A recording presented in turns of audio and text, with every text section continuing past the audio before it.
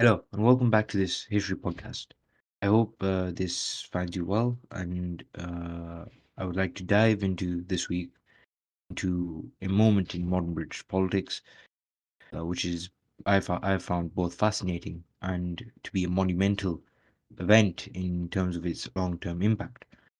I'm of course talking about the abolition of Clause 4 from the Labour Party constitution in 1995. So to set the scene, we should go back to 1995, and it is Easter, and at a special conference that has been called, a young leader of the Labour Party, a young Tony Blair, who by this point had been leader of the opposition for just under a year, managed to achieve something that was truly unprecedented. He managed to abolish Clause 4, which was the Labour Party's long-standing commitment to upholding democratic socialist principles in economic management. Now, to some, this would serve as a grave betrayal and a deep stabbing in the back of the party of the ideals that had come to define Labour for almost 80 years. However, to others, this would mark a renaissance, rebirth of a party that had been out of power for nearly 3 decades by this point, from 1979 all the way towards 1995, at the time of the abolition of Clause 4. And it would be what some would regard as the start of a brand new era for Labour. It's also worth reminding ourselves of what Clause 4 actually was. Before Blair's reform, it set out Labour's commitment to securing fair rewards for workers, a fairer deal between the state and its workers, um, and in a sense, to ensure that wealth in industry was something that was shared as equally as possible. And at its heart, it called for common ownership of the means of production, essentially distributing wealth equally and exchanging these things in a fair manner, and industries being run with the interests of the public rather than for private profit for shareholders or for the big businessmen who own these major industries. In simpler terms, Clause 4 was a formal commitment of Labour to socialism.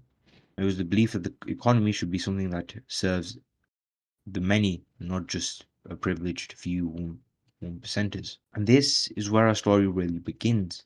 To understand why Blair's decision caused such controversy, we need first to look back and see the origins of the Labour movement and where Clause 4 really came from and what it would come to mean for Labour's identity. The origins of the Labour Party stretch back to the late 19th century and really the latter half of the 19th century.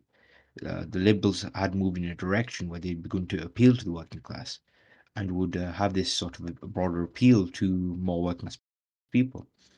And this was a direction, a movement that was that was undertaken by William Ewart Gladstone.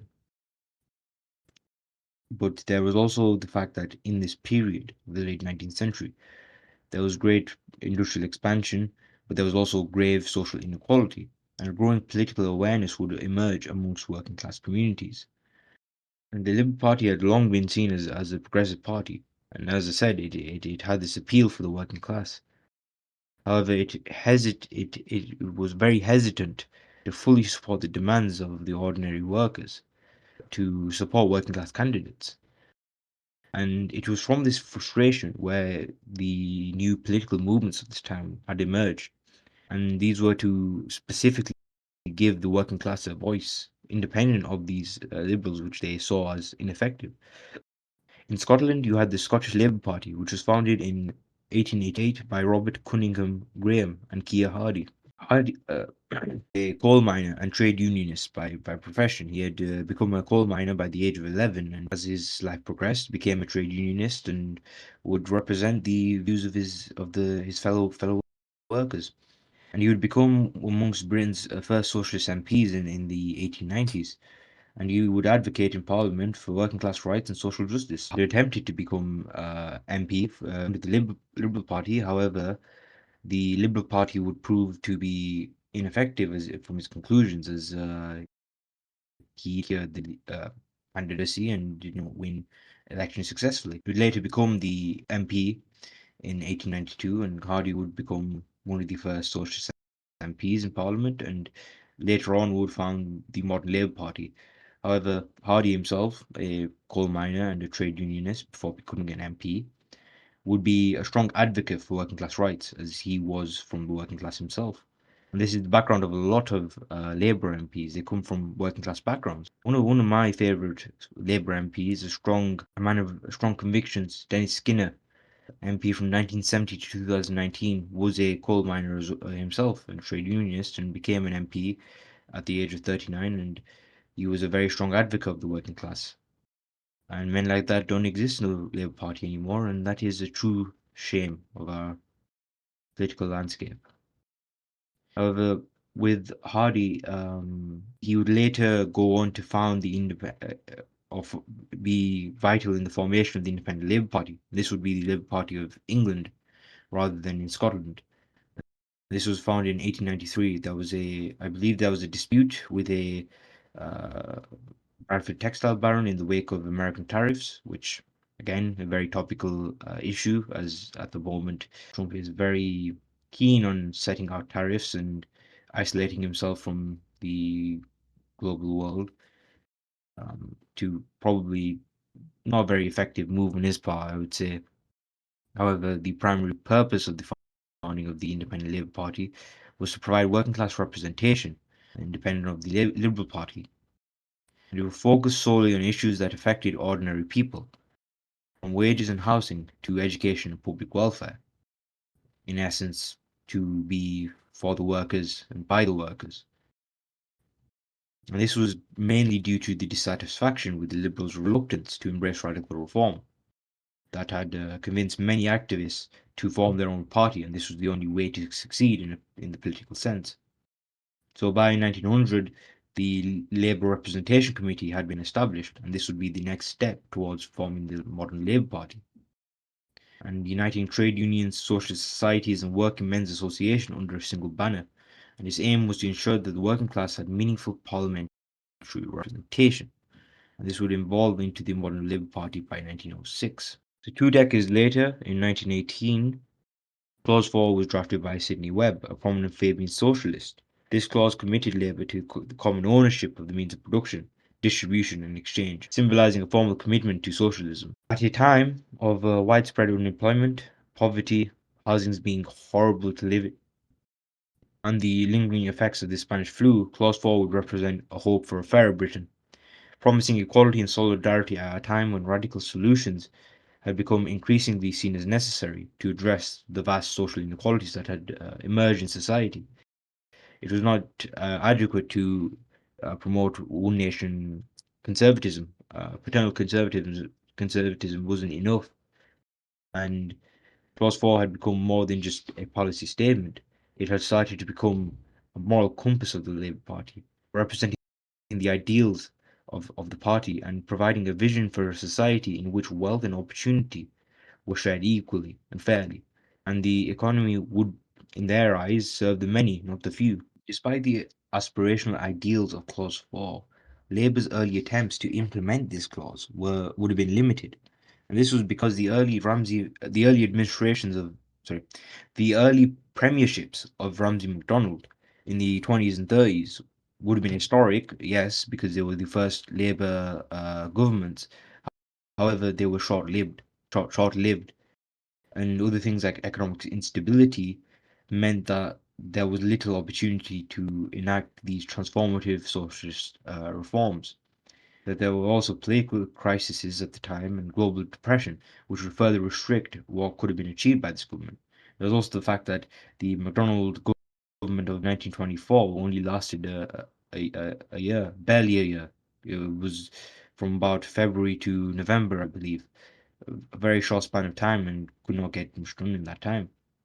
And within 2 years of his second government, he had lost the support of Labour, and that was really what drew the ire of the Labour Party and what had sort of put Ramsay MacDonald as a very hated figure by most Labour people, as they had thought he had failed the party.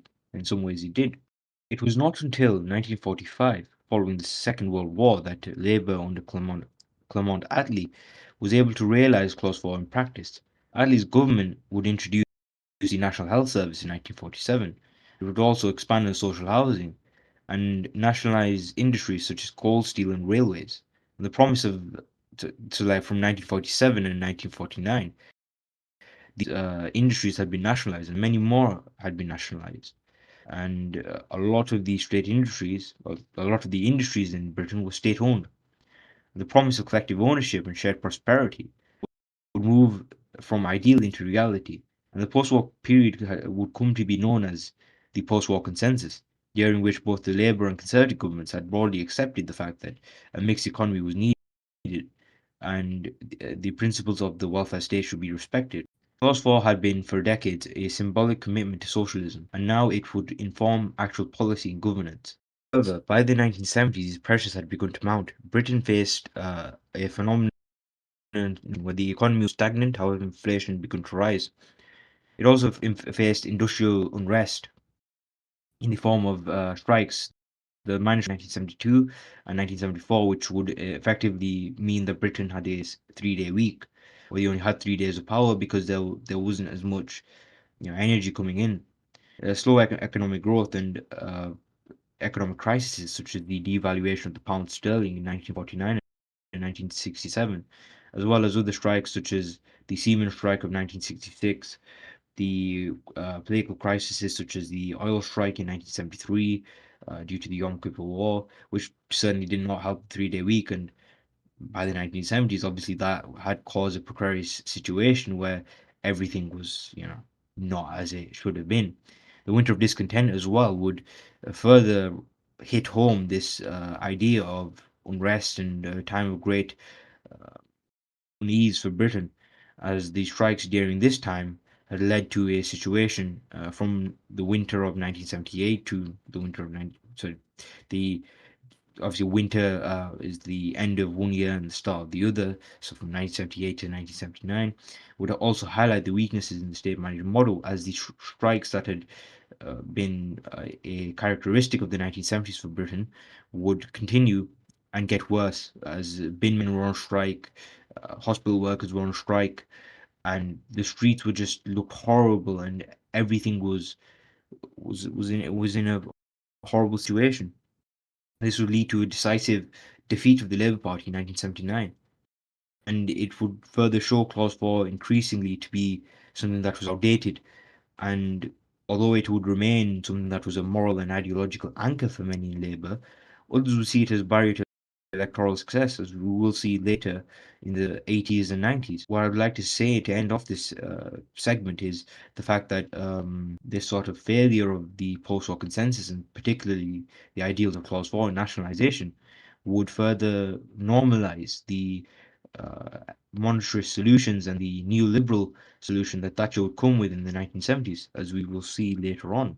In 1979 would be a radical alteration to the British political landscape. Margaret Thatcher's government prioritised privatisation and offered up free market economic solutions and a rollback of state intervention in particular. Well, this would also signal the end of the post-war consensus. Meanwhile, Labour was beset by internal division. The rise of the group militant tendency, I believe in Liverpool, was a Trotskyist faction within the party. And the formation of the Social Democratic Party in 1981 would certainly not help with this, as it would weaken Labour's cohesion and electoral appeal. This was because of the election of Michael Foot as the leader. Michael Foot would be a very decisive figure, as he would alienate the more centrist people in the party, as he was seen as too far left and not electable at all. And this would certainly have come to the fore in 1983 in the general election, with the publicly derided manifesto, and nicknamed by a Labour Party MP the longest suicide note in history. It also demonstrated the party's vulnerability, as it was too committed to Clause 4's traditional socialist framework. It is interesting to note at the time that maybe it would not have been a very out there solution, as Margaret Thatcher's monetarist policies were failing at the time. Inflation was still up and unemployment was still very, very bad. And her solutions throughout the 80s would have only have seek to further deepen the North-South divide. In Britain, typically people in the North hate Thatcher for what she did to the North.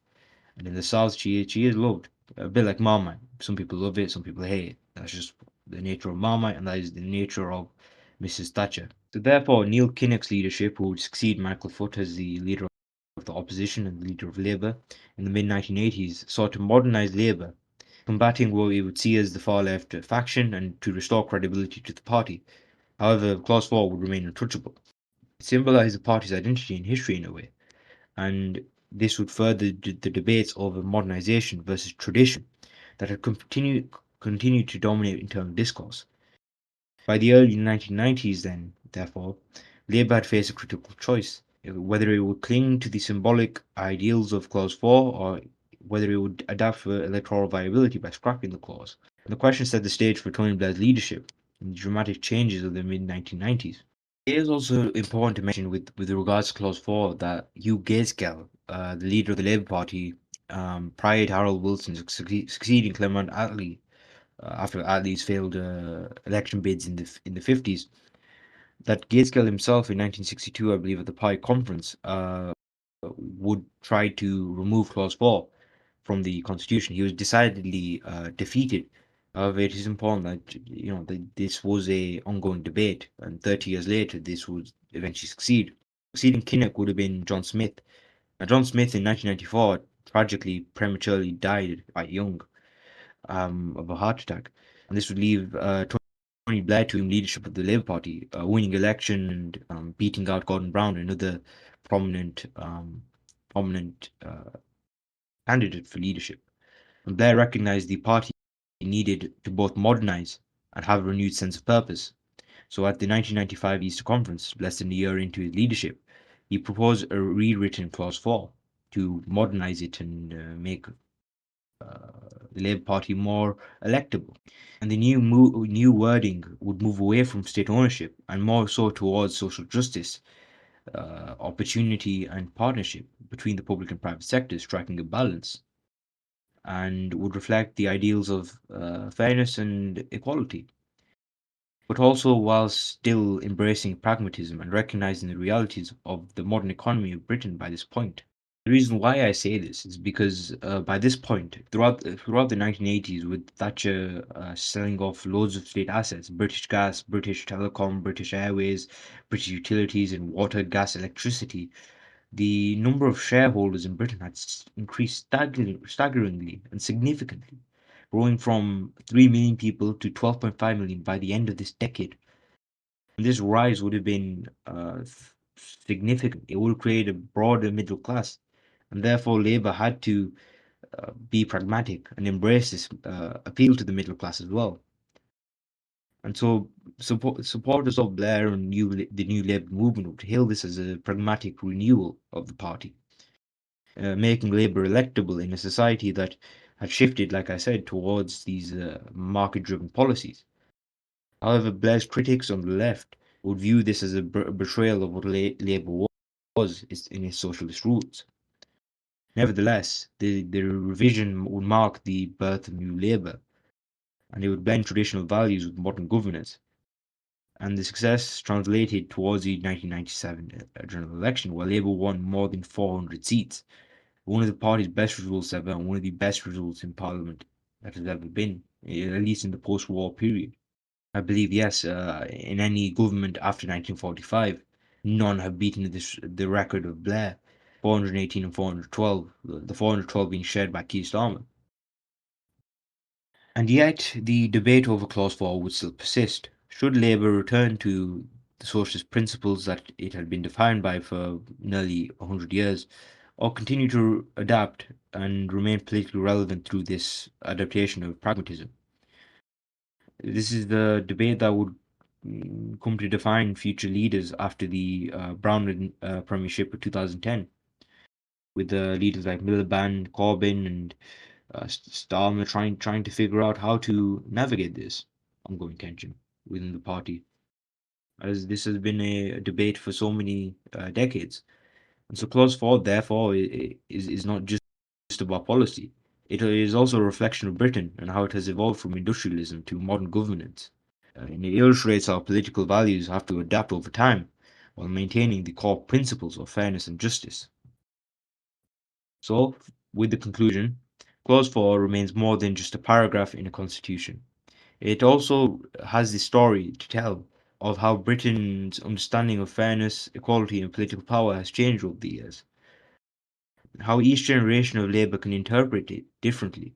However, there's still this central message that politics has to serve the many, not the few. And if this message endures, that Labour has succeeded. But the abolition of Clause 4 wasn't just Labour ending its commitment to justice, rather, it was showing it in a different way, evolving with the times. And in that sense, showing how ideals have to evolve in order to remain relevant in this day and age. It demonstrates a balance between principle and pragmatism, and also the tension between morals and the reality of politics, and also the ongoing conversation of how we can best create an equal and fair society that is equitable for all. Ultimately, Clause 4 reminds us that political history is never a fixed concept. Every generation has to grapple with this key question of how to uphold values whilst responding to the world as it is, not as we wish it to be.